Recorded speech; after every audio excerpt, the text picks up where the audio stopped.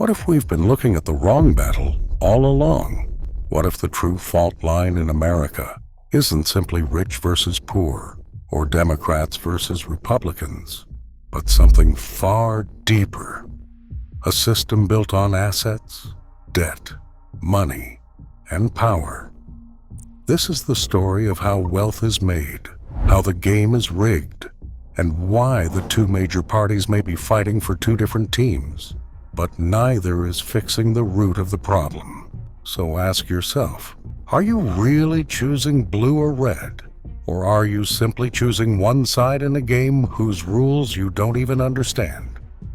After World War II, the American dream seemed accessible to many. Good jobs, rising incomes, and home ownership. But over the decades, the ground shifted beneath us. By the 1980s and 1990s, the engine of wealth generation moved from wages to assets, stocks, real estate, business ownership. The least wealthy 50% of U.S. households hold no more than 4% of the nation's wealth, while the top 10% hold over 2/3. By 2016, upper-income families had more than 7 times as much wealth as middle-income families, and 75 times as much as lower-income families. The wealth gap has grown so large that many Americans now refer to a "we are the 99% movement." But there's more than just income. Asset ownership is the key. Who owns what? Who can borrow from what? And who is left out? Meanwhile, America's two major political parties, the Democratic Party and the Republican Party, have offered contrasting economic visions. Democrats generally promote social programs, regulation, and redistribution. Republicans emphasize tax cuts, free markets, and deregulation. Over time, research has shown that U.S. economic growth, job creation, and household income have, on average, performed better under Democratic presidents than Republican ones. But despite their different philosophies, neither party has fundamentally challenged the way assets are created, owned, leveraged, or how the monetary system works. That's where the deeper battle lies. Today, the concentration of wealth in the United States is staggering. The top 1% of households own roughly 31% of the country's wealth, while the bottom 50% hold only a tiny fraction. In concrete terms, the average wealth of top 10% households is in the millions, while the bottom half averages tens of thousands. These numbers tell a story: a class of asset-rich Americans who hold stocks, real estate, and business equity, and a much larger class who don't. They work, they earn wages, but they never quite own the game.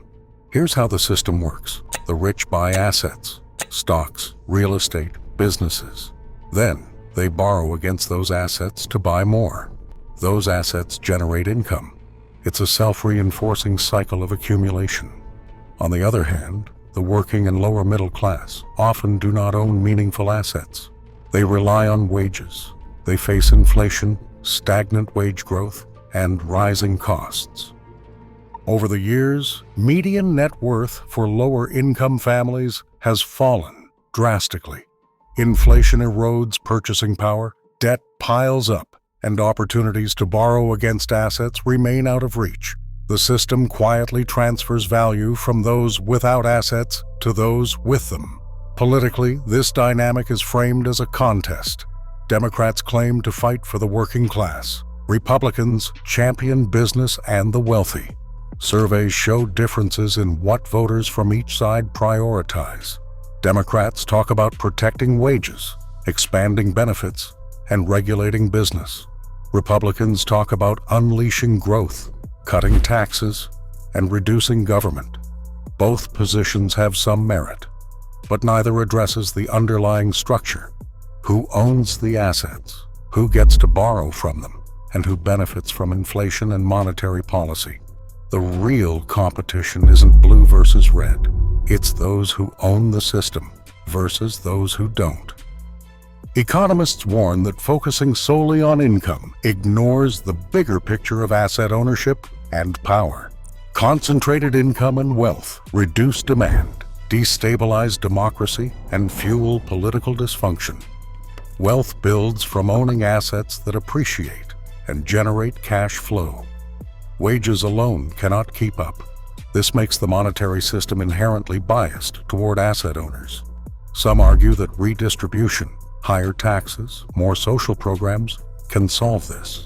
But without changing the rules of asset ownership and borrowing, redistribution only slows inequality. It does not reverse it. If we look at what the parties actually do, the pattern becomes clear. Economic growth may at times be stronger under Democrats, but the gains rarely filter down into broad asset ownership. Republicans push tax cuts and deregulation, which tend to favor those already holding capital. Democrats push social spending and safety nets, which help those without assets but don't necessarily build wealth. One party protects wage earners. The other protects capital holders. Neither confronts the core system where capital holders leverage, compound, and expand their advantage, often with government policy supporting them. If this divide continues to widen, the consequences are profound. Economic mobility declines. Debt levels rise. More people are stuck in wage work without asset leverage. More households become vulnerable to inflation. Political and social divisions deepen. Governments respond by printing or borrowing more money, pushing up asset values even further. Those with assets gain even more. Those without fall further behind. If assets keep appreciating and wages stagnate, then ownership becomes everything. The rich get richer. The rest struggle harder to keep up.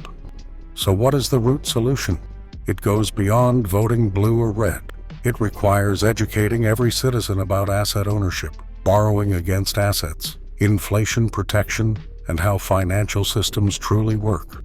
Imagine a society where working-class households understand how assets generate income, how borrowing against them amplifies opportunity, and how inflation affects their wealth. Imagine a government that encourages this understanding. Traditional entry points like real estate with large down payments remain barriers. But new tools are emerging, from fractional ownership to decentralized finance.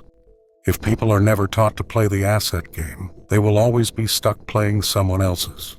Because when you understand how money works, when you own the assets, you change the balance of power.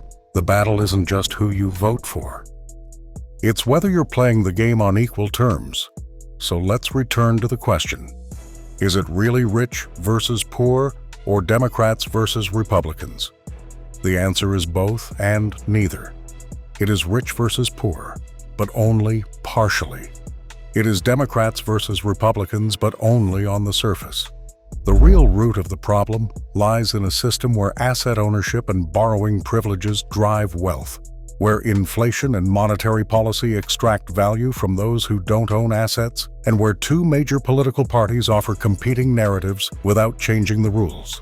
If nothing changes, the rich will continue to accumulate assets, borrow against them, and generate income, while a growing number of people remain trapped in wage work, debt, inflation, and dependency. But there is hope. The hope lies in knowledge, in financial education, in widespread asset ownership, in new tools and new ways to participate in the system. The hope lies in reframing the battle, not as red versus blue, but as those who know the system versus those who must learn it. Because when people who once lived paycheck to paycheck begin to own, borrow, and invest, that's when the game changes. That's when the battle shifts. That's when the debate stops being about division and starts being about empowerment. What will you choose? Will you keep playing by the old rules? Or will you learn the game, own the assets, and change your side of the ledger? The battle is on. The question is, which side are you really on?